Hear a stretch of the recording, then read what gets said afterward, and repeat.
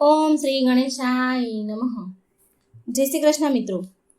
હનુમાનજી અને શનિદેવની આજે પવિત્ર કથા આપણે સાંભળીશું. બોલો શ્રી રામની જય, રામ ભક્ત હનુમાનની જય. આ એક સમયની વાત છે. રાવણે જ્યારે સીતાહરણ કર્યું હતું તો વાનર સેનાની સહાયતાથી જ્યારે શ્રી રામ ભગવાને સાગર પર બંધ બનાવ્યો ત્યારે તે બંધની સુરક્ષા માટેની જવાબદારી ભગવાન શ્રી રામે હનુમાનજીને સોંપી હતી. સવારનો સમય હતો. સમુદ્ર કિનારે હનુમાનજી શ્રી રામ નામના ધ્યાનમાં ડૂબી ગયા હતા. તે સમયે હનુમાનજીના તનમનનું તેમને હોશ ન હતું. સમુદ્રની લહેરોનો જોરનો અવાજ પણ તેમને સંભળાઈ રહ્યો નહોતો. હંમેશાની જેમ શનિદેવ ભ્રમણ કરવા નીકળ્યા તો સાગર ઉપર બનેલા તે સેતુ પર તેની નજર પડી. જ્યારે હનુમાનજી ધ્યાનમાં મગ્ન હતા તો શનિદેવ ફરતા ફરતા તે સેતુની નજીક આવી ગયા અને સૂર્યપુત્ર શનિદેવ પણ હનુમાનજીથી થોડે જ દૂર વિચરણ કરી રહ્યા હતા. શનિદેવ વારંવાર એવો વિચાર કરી રહ્યા હતા કે કોને તેનો શિકાર બનાવું, પણ તેમને દૂર દૂર સુધી કોઈ દેખાઈ રહ્યું ન હતું. હવે શનિદેવની તેજ નજર ભીની જે જગ્યા સમુદ્રનો તટ હતો ત્યાં જ્યાં પડી ત્યાં ભીની જગ્યા હતી, સુકાઈ જતી હતી. જ્યાં તેમની નજર પડે ત્યાં ભીની જગ્યા સુકાઈ જતી હતી અને તેનાથી શનિદેવનો અહમ વધારે ને વધારે વધતો ગયો. શનિદેવની નજર આંખો બંધ કરેલા હનુમાનજી પર પડી તો શનિદેવે મનમાં ને મનમાં બોલ્યા કે મળી ગયો શિકાર. હા, તે વાનર તો છે પણ જીવિત તો છે જ. શનિદેવ હસતા હસતા શનિદેવ હનુમાનજી તરફ ચાલવા લાગ્યા અને શનિદેવ દૂરથી જ બોલ્યા કે અરે, આ તો વાનર છે. જલ્દીથી તારી આંખો ખોલ. અરે વાનર, તારી આંખો ખોલ. જો હું તારી સુખ શાંતિને નષ્ટ કરવા આવ્યો છું. હું સૂર્યપુત્ર શનિ છું. આ સૃષ્ટિમાં એવું કોઈ નથી જે મારો સામનો કરી શકે. શનિદેવ એવું વિચારતા હતા કે હનુમાનજી તેનું નામ સાંભળતા જ પગથી માથા સુધી કાંપવા ધ્રુજવા લાગશે, તેના ચરણોમાં પડી જશે, તેની સામે કરગરીને તેના પ્રાણોની ભીખ માંગશે. શનિદેવ આવું વિચારતા હતા, પરંતુ એવું કંઈ પણ થયું નહીં. હનુમાનજી શાંત ભાવથી તેમની રામ નામની ભક્તિમાં લીન રહ્યા. અંતે છેલ્લે શનિદેવે તેમને ચુનૌતી આપી કે પોતાની કહેલી વાત પર હનુમાનજી પર કોઈ અસર થયો નહીં. આ જોઈ શનિદેવ ક્રોધે ભરાયા અને હનુમાનજીનું ધ્યાન ભંગ કરવાની કોશિશ કરવા લાગ્યા.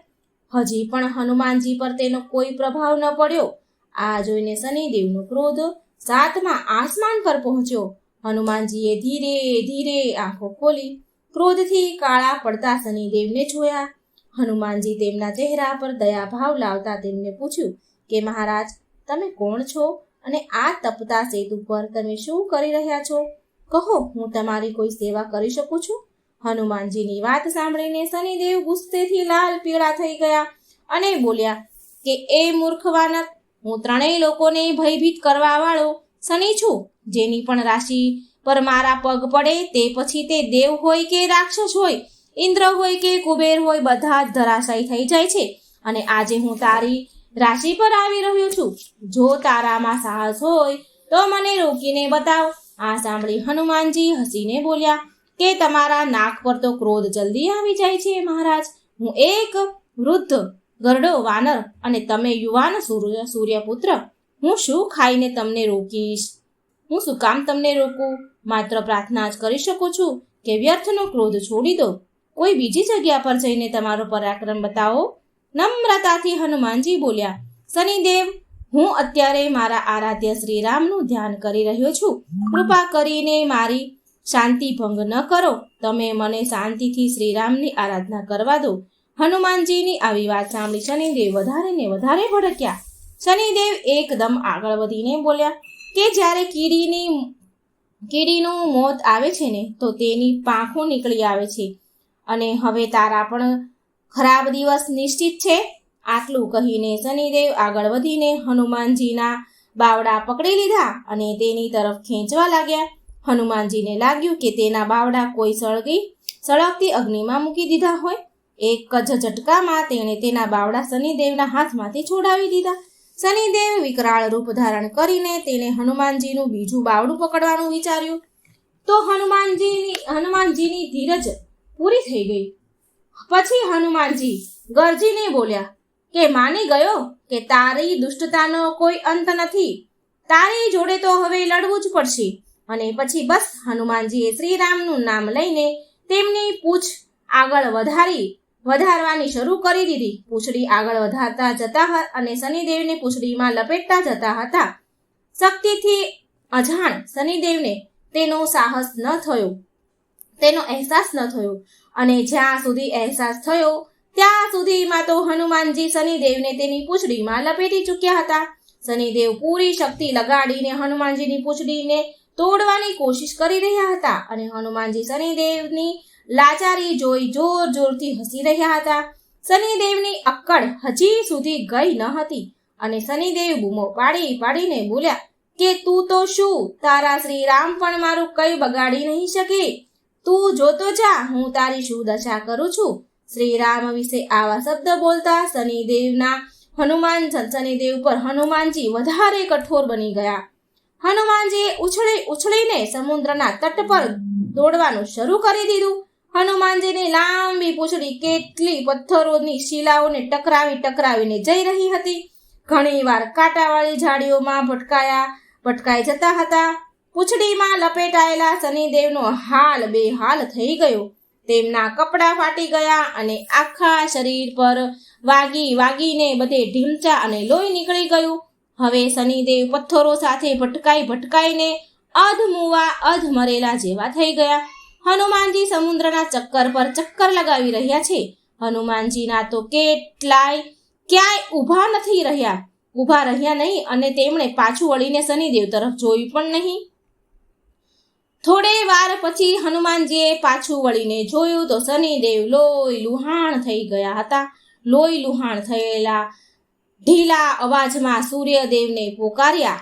મનમાં કેટલાય દેવી દેવતાઓને સ્મરણ કરવા લાગ્યા શનિદેવ, પણ ક્યાંયથી તેને સહાયતા મળી નહીં. અને મળે પણ કેવી રીતે? શનિદેવે ક્યારેય કોઈનું ભલું કર્યું હોય તો ને કોઈ તેની તરફથી બોલે ને કે મદદ કરે ને. ત્યારે શનિદેવને તેની ભૂલનો પછતાવો થયો કે તેમણે હનુમાનજીને ચુનૌતી આપીને બહુ મોટી ભૂલ કરી દીધી છે.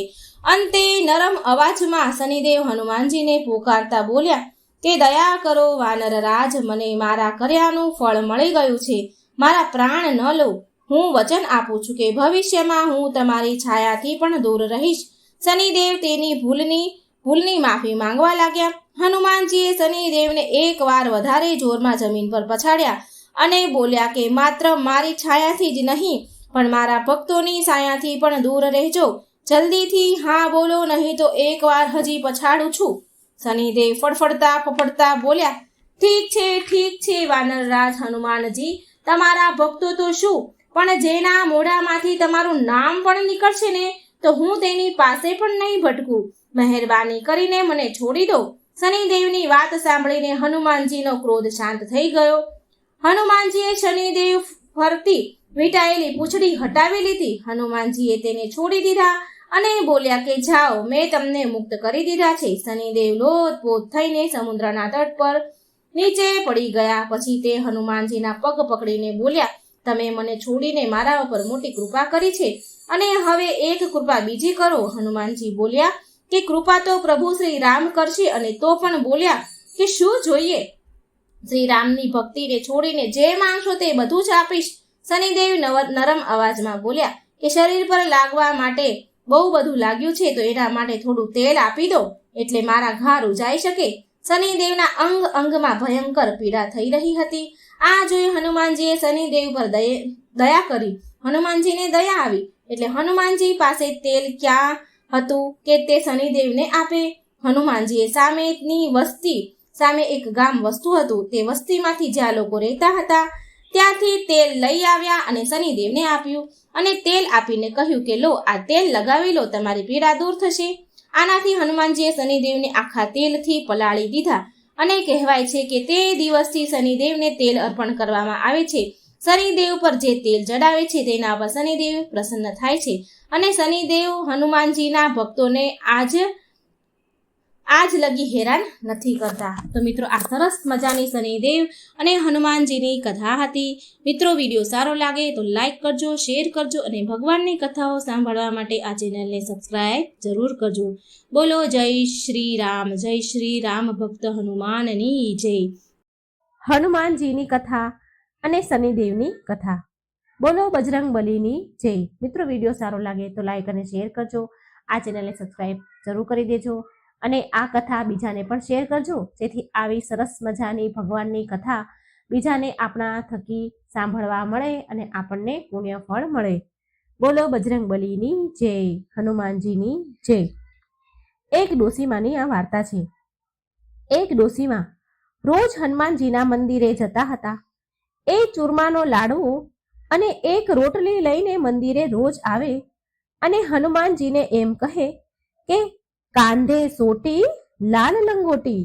આટલું કહેતા જ ડોસીમાં આટલું બોલે એની સાથે જ હનુમાનજી આવે અને ચૂરમાના લાડુ અને રોટલી ખાઈ લે. પછી ડોસી બોલે કે મેં તમને આપ્યું જવાનીમાં અને તમે મને આપજો ગઢપણમાં. પૂજા કર્યા બાદ તે ડોસીમાં પાછા ઘરે આવી જતા. એક દિવસ તેની વહુ બોલી, સાસુમાં તમે રોજ લાડવો અને રોટલી લઈને ક્યાં જાઓ છો? ત્યારે ડોસીમાં બોલ્યા, વહુ હું બાલાજીના મંદિરમાં જાઉં છું. તો વહુ બોલી, હવે મંદિરે જવાનું બંધ કરો, આ રોજ રોજ જવાનું બંધ કરો. સાસુમાં બિચારા દુઃખી થયા. એમણે કઈ જવાબ આપ્યો નહીં અને પછી તો સાસુમાં એણે કઈ ન ખાધું ન પીધું અને જઈને સૂઈ ગયા. સૂતા સૂતા એ ડોસીમાને 5 દિવસ થઈ ગયા. એક દિવસ તો હનુમાનજી એના સપનામાં આવ્યા અને બોલ્યા કે તમે મને આપ્યું જવાનીમાં, હું તમને આપું છું ગઢપણમાં. ત્યારે ડોસીમાં કહે છે, આજે તો તમે મને આપી રહ્યા છો, પણ રોજ કોણ આપશે? આટલું કહી હનુમાનજી બોલ્યા કે હું રોજ આપીશ. આ સાંભળીને ડોસીમાં તો ખુશ થઈ ગયા અને ચૂરમાનો લાડવો ખાઈ લીધો. આ બાજુ ડોસીમાની વહુ પાસે હવે કંઈ પણ વધ્યું ન હતું. કામ ધંધામાં ખોટ થવા લાગી. એક દિવસ વહુએ વિચાર્યું કે ચાલ તો ખરી, હું સાસુમાને જોઈ આવું તો ખરી. 7 દિવસ થઈ ગયા છે, મેં તો સાસુમાને જમવાનું પણ નથી આપ્યું. તો તે ડોસી બરાબર જામી છે, તંદુરસ્ત થઈ ગઈ છે, બરાબર શરીર થયું છે એનું. એટલે એની સાસુ પાસે ગઈ અને બોલી કે મેં તો તમને જમવાનું પણ નથી આપ્યું 7 દિવસથી, તમે શું ખાવ છો? તો ડોસીમાં બોલ્યા કે વહુ મને તો હનુમાનજી મીઠા લાડવા અને રોટલી આપી જાય છે, હું એ જ ખાઉં છું. આ સાંભળીને વહુ તો હેરાન રહી ગઈ અને સાસુમાના પગમાં પડી ગઈ અને બોલી માફી માંગી અને કહે છે, માજી અમે તો તમારા ભાગ્યનું જ ખાઈએ છીએ, અમારા ઘરમાં તો હવે કંઈ પણ નથી રહ્યું, અન્ન ધન બધું સમાપ્ત થઈ ગયું છે, હવે તમે પાછા ઘરે આવો અને તમારું ઘર સંભાળો. પછીથી ડોસીમાં એમના ઘરે ગયા અને પછીથી રોજ ડોસીમાં મંદિરે જઈને હનુમાનજીને લાડુ અને રોટલી લઈને જતા અને ભોગ ધરાવતા અને પછી એનું ઘર ઘણું અન્ન ધનથી ભરાઈ ગયું. હનુમાનજીની કૃપા થઈ. હે હનુમાનજી, જેવી કૃપા તમે ડોસીમાં પર કરી એવી કૃપા તમારા બધા ભક્ત પર કરજો. આ કથા સાંભળનાર, વાંચનાર, આ વિડીયો જોનાર બધા ઉપર તમારી કૃપા વરસાવજો. જય હનુમાન દાદા. હવે આપણે મિત્રો સાંભળીશું શનિદેવ અને હનુમાનજીની કથા. જય શનિદેવ, જય હનુમાન. મિત્રો આપણે બધા જ જાણીએ છીએ કે શનિદેવને ન્યાયના દેવતા માનવામાં આવે છે. સૂર્યપુત્ર શનિદેવને ખુશ કરવા માટે આપણે બહુ બધા ઉપાયો કરતા હોઈએ છીએ. શનિદેવની દશાથી બચવા માટે એવું માનવામાં આવે છે કે શનિદેવના પ્રકોપથી વ્યક્તિના ખરાબ દિવસ આવવાના શરૂ થઈ જાય છે. પણ શું તમે જાણો છો કે શનિદેવ હનુમાનજીના ભક્તોને ક્યારેય હેરાન નથી કરતા? હવે આના પાછળનું કારણ શું છે એ હું તમને કહું છું. જ્યારે રાવણના પુત્ર મેઘનાથનો જન્મ થયો હતો એ સમયે આકાશમાં શનિદેવનો બહુ પ્રભાવ હતો અને શનિદેવના આ પ્રભાવના કારણે મેઘનાથના અમર થવાનો યોગ તો ખતમ જ થઈ ગયો હતો. આ વાત જાણીને રાવણને ખૂબ ક્રોધ આવ્યો રાવણ બહુ મોટો યોગી હતો. ક્રોધમાં આવેલ રાવણે તેના યોગના બળ દ્વારા શનિદેવને લંકામાં કેદ કરી લીધા. ત્રેતા યુગમાં જ્યારે મા સીતાને શ્રી રામ દ્વારા મોકલેલ વીંટી આપવા માટે હનુમાનજી લંકા આવ્યા તો તેમણે શનિદેવને એક કેદીના રૂપમાં કેદ થયેલા જોયા. હનુમાનજી શનિદેવને ત્યાં જોઈને તો હેરાન થઈ ગયા અને તેમને આનું કારણ પૂછ્યું.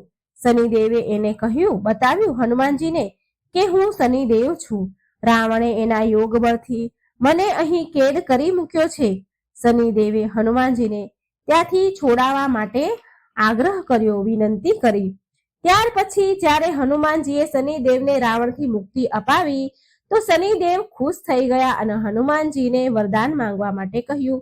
ત્યારે હનુમાનજીએ કહ્યું કે કળિયુગમાં જે પણ મારો ભક્ત હશે અને મારી આરાધના કરશે તો તમે તેને ક્યારેય પણ અશુભ ફળ નહીં આપો. ત્યાર પછીથી શનિવારે હનુમાનજીની પણ પૂજા કરવામાં આવે છે અને બધા જ હનુમાન ભક્તો પર શનિદેવની કૃપા રહે છે. કહેવાય છે કે લંકાથી પ્રસ્થાન કરતી વખતે શનિદેવે લંકા પર એમની વક્ર દ્રષ્ટિ નાખી હતી અને આ જ કારણથી રાવણ અને તેના પૂરા કુળનો યુદ્ધમાં નાશ થઈ ગયો હતો. આના સિવાય એક બીજી પણ એવી કથા છે કે એકવાર હનુમાનજી તેમના પ્રભુ શ્રી રામનું સ્મરણ કરી રહ્યા હતા. એ સમયે શનિદેવ ત્યાં આવી ગયા અને કહેવા લાગ્યા કે હવે કળિયુગ પ્રારંભ થઈ ગયો છે. આ યુગમાં હનુમાનજી તમારું શરીર દુર્બળ છે અને મારું શરીર બળવાન થઈ ગયું છે અને હવે હું તમારા શરીર પર સાડા સાતી બનીને આવી રહ્યો છું. શનિદેવને બિલકુલ અહેસાસ ન હતો કે હનુમાનજી રઘુવીરના પરમ ભક્ત છે અને એના શરીર પર કોઈ પણ પ્રકારની દશાનો કોઈ પણ પ્રકારનો પ્રભાવ થતો નથી, પડી શકે નહીં.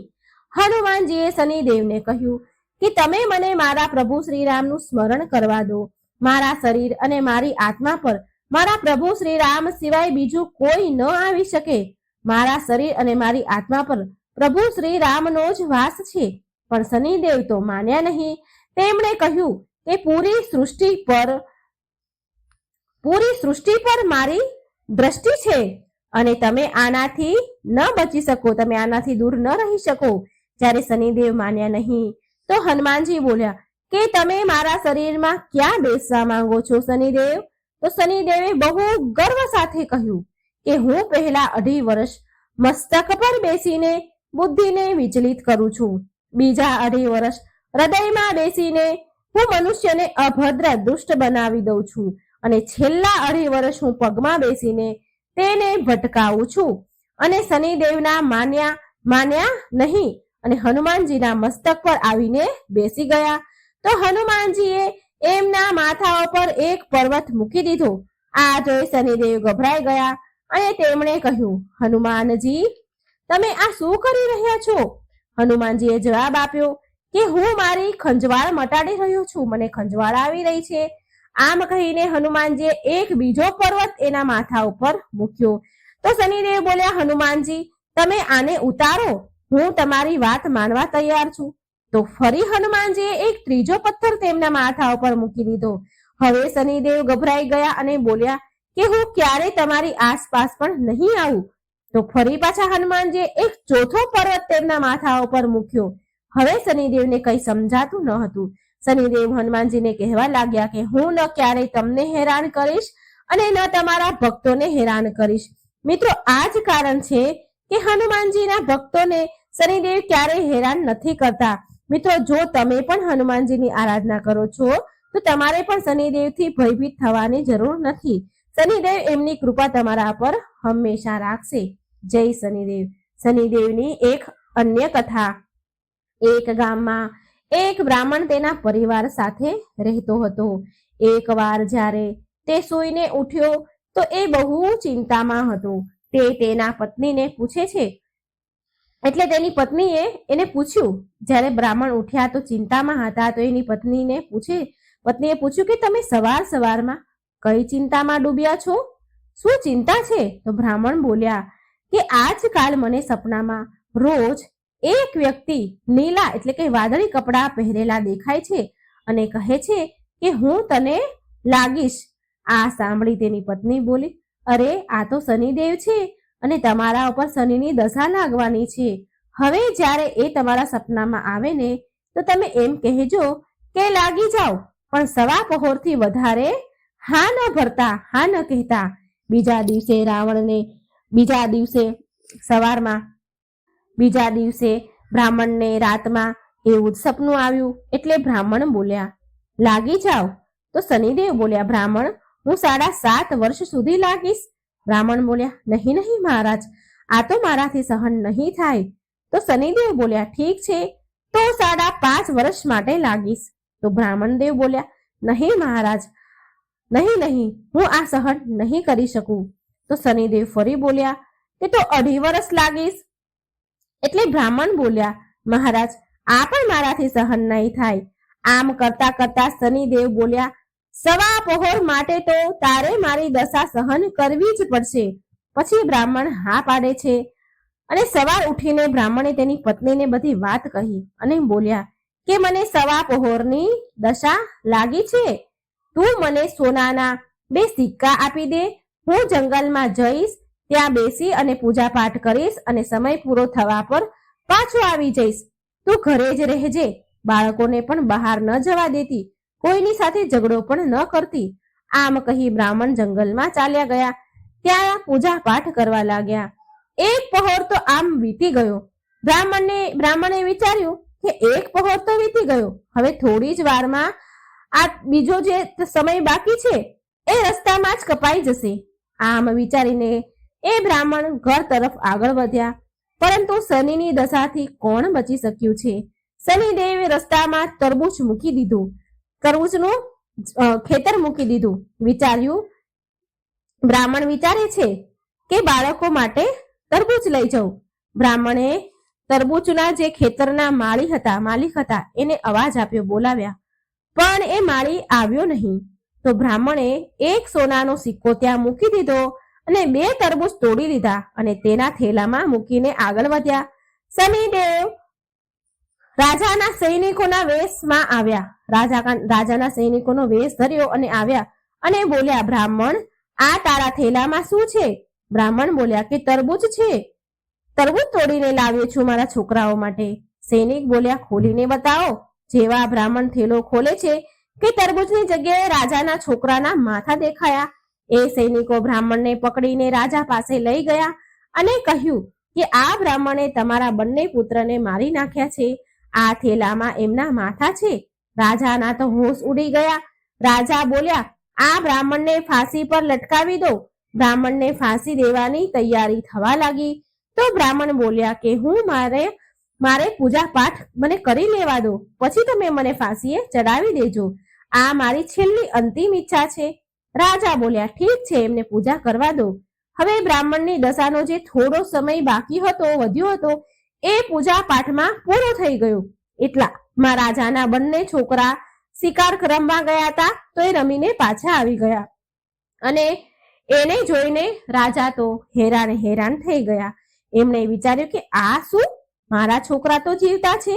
રાજાએ બ્રાહ્મણની ફાંસી રોકી દીધી અને બોલ્યા કે બ્રાહ્મણ તમે આ શું જાદુ ટોના કર્યું છે? બ્રાહ્મણ બોલ્યા, મહારાજ મેં કોઈ જાદુ નથી કર્યું. આ તો મારા ઉપર શનિની દશા લાગી હતી અને આ જ કારણથી, આ જ પરિણામથી આવું બધું મારી સાથે બન્યું. આ બધું એનું જ પરિણામ છે. રાજાએ પૂછ્યું કે દશા લાગે તો શું ઉપાય કરવો જોઈએ? બ્રાહ્મણ બોલ્યા કે જો રાજાને શનિની દશા લાગે તો કાળા હાથીનું દાન આપવું જોઈએ. કોઈ શેઠને કે કોઈ સાહુકારને દશા લાગે તો કાળા ઘોડાનું દાન કરવું જોઈએ. સાધારણ ગ્રહસ્થ મનુષ્યને દશા લાગે તો એમને કાળા કૂતરાને તેલથી ચોપડેલી રોટલી આપવી જોઈએ. પીપળાના ઝાડને પાણી રેડવું જોઈએ અને કથા વાર્તા કરવી જોઈએ. પછી રાજાએ બ્રાહ્મણને છોડી દીધા. બ્રાહ્મણ ઘરે પહોંચ્યા તો એની પત્નીએ પૂછ્યું કે થેલામાં શું છે? તો બ્રાહ્મણ બોલ્યા કે તરબૂચ લાવ્યો છું બાળકો માટે. પત્નીએ થેલો ખોલીને જોયું તો તરબૂચની જગ્યાએ ધન ભર્યું હતું. પત્નીએ પૂછ્યું કે આટલું બધું ધન ક્યાંથી લાવ્યા? તમને તો શનિની દશા લાગી હતી ને? બ્રાહ્મણ બોલ્યા, જ્યારે દશા લાગી હતી તો તરબૂચની જગ્યાએ રાજાના દીકરાના માથા થઈ ગયા હતા અને ફાંસી પર ચડવાની તૈયારી થઈ હતી, અને જ્યારે દશા ઉતરી તો તરબૂચની જગ્યાએ ધન થઈ ગયું છે, તરબૂચ ધનમાં ફરી ગયા છે. હે શનિ મહારાજ, જેવી દશા બ્રાહ્મણની દશા લાગી હતી ત્યારે થઈ હતી એવી દશા કોઈના ઉપર ન કરતા, અને જેવી દશા બ્રાહ્મણની દશા ઉતરી ત્યારે થઈ હતી એવી કૃપા બધા ઉપર કરજો. બોલો શનિ મહારાજની જય. ભગવાન શિવ પણ શનિની વક્ર દ્રષ્ટિથી નતા બચી શક્યા. ભગવાન શિવ પર પણ પડી હતી શનિદેવની વક્ર દ્રષ્ટિ. સરસ મજાની કથા છે મિત્રો, સાંભળો. આ કથા ભગવાન ભોળાનાથની અને શનિદેવની છે. એક સરસ કથા લઈને હું આવી છું મિત્રો. શનિદેવને ન્યાયના દેવતા કહેવાય છે. પોતાના જીવન કાળમાં દરેક વ્યક્તિને શનિદેવની વક્ર દ્રષ્ટિનો સામનો કરવો જ પડે છે. નવગ્રહોમાં શનિદેવ સૌથી ધીરે ચાલવા વાળા ગ્રહ છે, અને આ બધા રાશિઓનું ભ્રમણ કરવા માટે 30 વર્ષનો સમય લગાડે છે શનિદેવ. મનુષ્ય, દેવતા, દાનવ, ઋષિ મુનિ બધાને જ આમની વક્ર દ્રષ્ટિનો સામનો કરવો પડે છે. ત્યાં સુધી કે એકવાર ભગવાન શિવને પણ શનિદેવની વક્ર દ્રષ્ટિનો સામનો કરવો પડ્યો હતો. એક કથા અનુસાર શનિદેવ ભગવાન શંકરના ઘરે કૈલાસ પર્વત પર પહોંચ્યા અને શનિદેવે ભોળાનાથને પ્રણામ કર્યા. ભોળાનાથ બોલ્યા, બોલો શનિદેવ, કેવી રીતે અહીં આવવાનું થયું? તો શનિદેવ બોલ્યા, સમયના ચક્ર અનુસાર કાલે મારી વક્ર દ્રષ્ટિ તમારા ઉપર પડવાની છે, એટલે કે કાલે હું તમારી રાશિમાં ભ્રમણ કરીશ. શનિદેવની વાત સાંભળીને ભોળાનાથ હેરાન થયા અને પૂછ્યું કે શનિ, તમે ક્યાં સુધી મારી રાશિ પર રહેશો? ત્યારે શનિદેવ બોલ્યા, પ્રભુ, સવા પહોર સુધી તમારા પર મારી દ્રષ્ટિ રહે. સવા પહોર સુધી મારી દ્રષ્ટિ તમારા ઉપર રહેશે. આમ કહી શનિદેવ ભોળાનાથને પ્રણામ કરી અને ચાલ્યા ગયા. હવે મહાદેવ મૂંઝાયા, વિચાર કરવા લાગ્યા કે મારે શનિની વક્ર દ્રષ્ટિથી બચવું પડશે. જો મારા ઉપર શનિની વક્ર દ્રષ્ટિ પડશે તો દેવો શું વિચારશે? મહાદેવ એક યોજના બનાવે છે કે કાલે સવારે હું શનિના આવતા પહેલા જ કૈલાસ છોડીને મૃત્યુલોક પર ચાલ્યો જઈશ અને કંઈક એવું કરીશ કે શનિની વક્ર દ્રષ્ટિથી હું બચી જઈશ. બીજા જ દિવસે ભગવાન ભોળાનાથ મૃત્યુલોકમાં ધરતી પર પહોંચ્યા અને એક હાથીનું રૂપ ધારણ કરી લીધું. હાથીના રૂપમાં મહાદેવને આખો દિવસ રહેવું પડ્યું. આમ તેમ ભટકતા એમણે જ્યારે એક નગરમાં પ્રવેશ કર્યો તો લોકો ડરવા લાગ્યા, ગભરાવા લાગ્યા અને હાથીને ભગાડવા લાગ્યા. હાથીના રૂપમાં જ એમને જળ અને અન્ન વધુ ભોજન ગ્રહણ કરવું પડ્યું. દિવસ ઢળ્યો. મહાદેવ વિચારે છે કે ચાલો, આજે તો દિવસ પૂરો થઈ ગયો, વીતી ગયો. હું શનિની વક્ર દ્રષ્ટિથી બચી ગયો છું. હવે તો કૈલાસ પર પાછો ચાલ્યો છું. પછી મહાદેવ હાથીનું રૂપ બદલી તેમના અસલ રૂપમાં આવી ગયા અને કૈલાસ પહોંચતા જોયું કે શનિદેવ પહેલાથી જ ત્યાં હાજર હતા. શનિદેવ મહાદેવને જોતા જ પ્રણામ કરે છે. એમને જોઈને ભોળાનાથ હસ્યા અને બોલ્યા, જોયું શનિદેવ, હું તમારી વક્ર દ્રષ્ટિથી બચી ગયો ને? તમે તમારી વક્ર દ્રષ્ટિ મારા ઉપર ન નાખી શક્યા ને? મહાદેવની વાત સાંભળી શનિદેવ બોલ્યા કે હે પ્રભુ, મારી વક્ર દ્રષ્ટિથી ન દેવ બચી શક્યા છે, ના મનુષ્ય બચી શક્યા છે, ન દાનવ બચી શક્યા છે, અને ના તમે પણ બચી શક્યા છો. મહાદેવ તો હેરાન થઈ ગયા સાંભળી અને બોલ્યા, કેવી રીતે શનિદેવ? તો શનિદેવ બોલ્યા, પ્રભુ, આ મારી વક્ર દ્રષ્ટિનો જ પ્રભાવ હતો કે તમે તમારું વાસ્તવિક સ્વરૂપ ત્યાગીને હાથીની યોનિમાં તમે ગયા.